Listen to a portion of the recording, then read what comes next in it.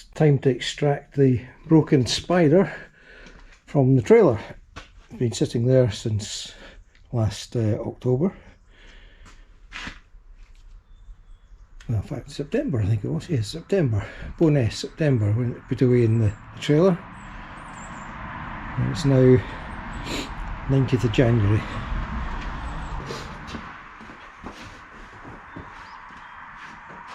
Let's see myself.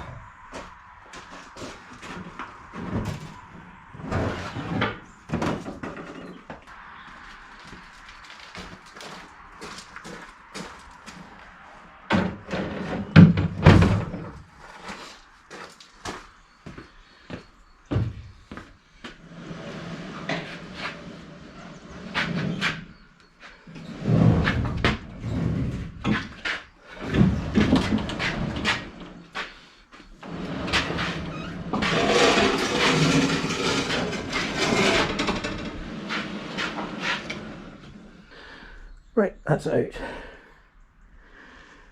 Whew. Flat tires.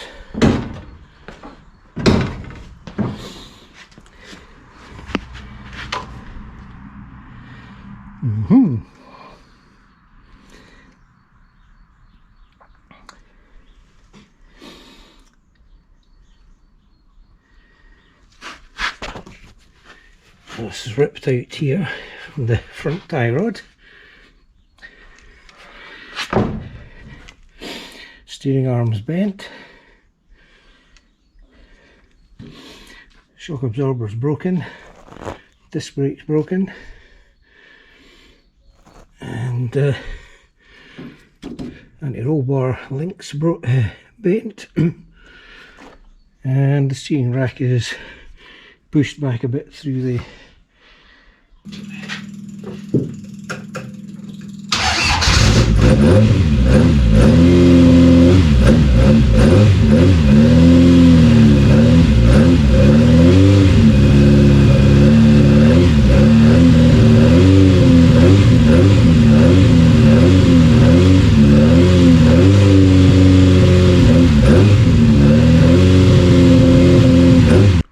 but yeah, worked fine.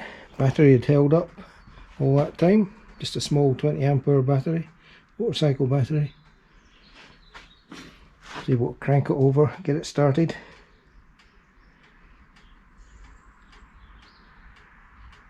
But yeah, doesn't appear to be any leaks from the radiator. There's temperature in the pipes. Yes, big chunk of disc missing from there to there.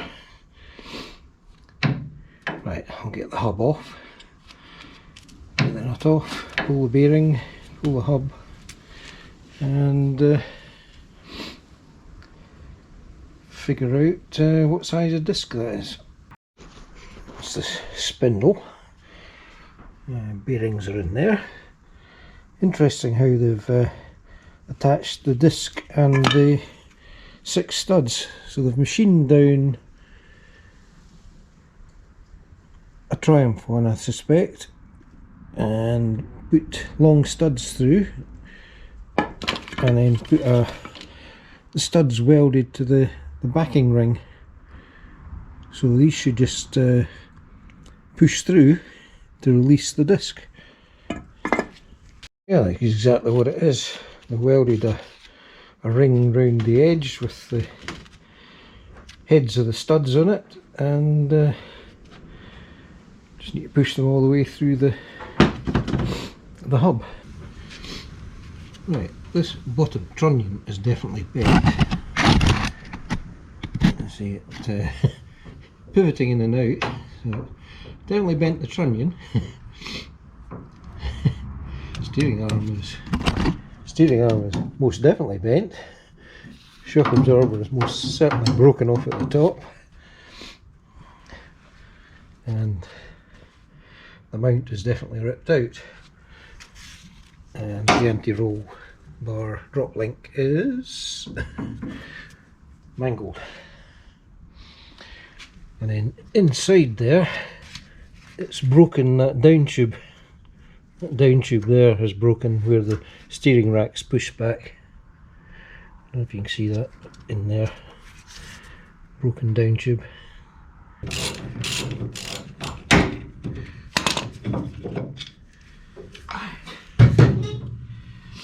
That's the spring off it.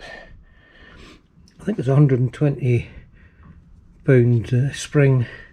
It's got number 6S or 65 120. It's 6 inches long, 150mm long. And that's the broken off top. Sheared off the rod. It's quite thin at the top of the rod because they have the adjustment that runs through the centre.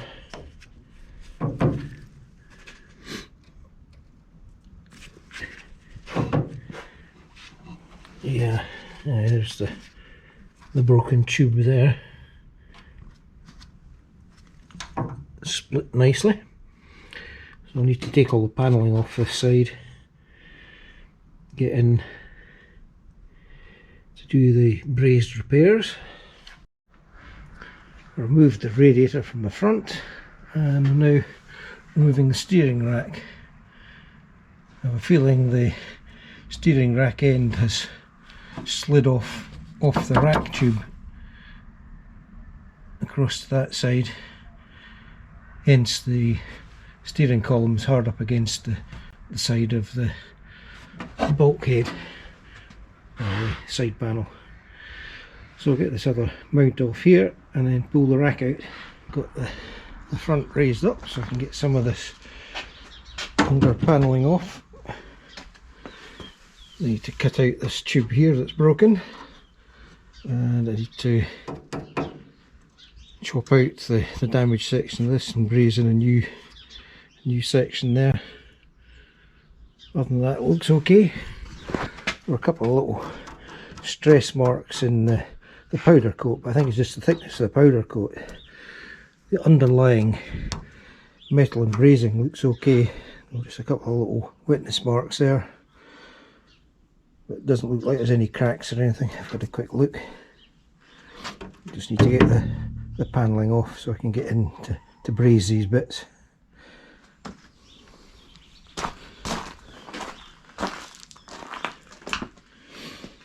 This side is fine, although I'll put a new disc on, and I've got a different shock absorber to go on.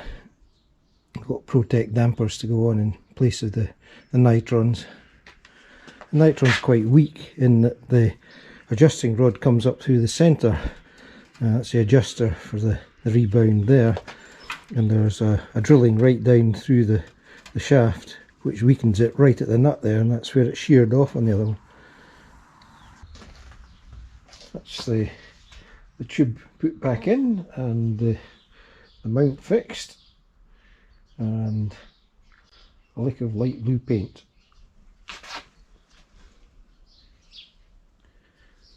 Not quite a colour match, but close. That's all the panelling back on the front, about 100 rivets later. Thankfully I had my air-over hydraulic rivet gun. I was putting in the 4.8mm rivets. Without that is hard going. So that's all strong again. The original steering rack mount here broke when the rack was pulled that way through the mounts. So I made a new outer part for it, like that, machined out of a bit of 50mm aluminium bar. Just machined it and then cut it in the bandsaw, drilled the hole for the mounting peg on the back. There's a peg that goes into a hole in the rack casing here that stops the rack rotating, and it also applies some slight pressure to the rack itself to stop it moving about in the tube laterally anyway, or radially should I say. You can still slide back and forward. So these are two rack mounting positions. When I took the car apart, the mounts are about here because the rack had slid to the right when the wheel caught the straw bale and pulled the rack through the chassis tube that was about here. So I'm just looking at the rack. It has two turns lock to lock. This is a Triumph rack, probably from a Herald, but it has rack stops added on both sides that limit the travel. This one just slides about on the rack and sort of held on with the boot. And there's another one inside that boot, so when the inner part of the tie bar comes in, it hits the stop here, the back end of the stop, and limits the amount of travel. So they've limited it to 2 turns. Right hand side suspension back on.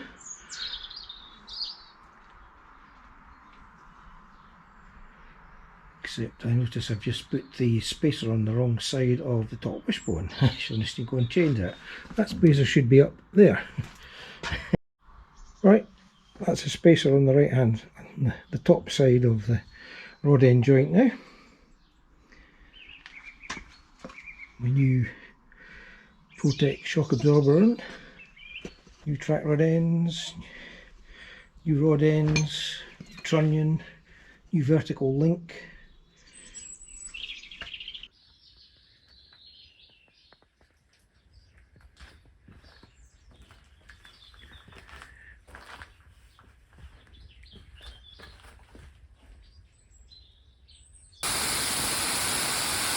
Typical.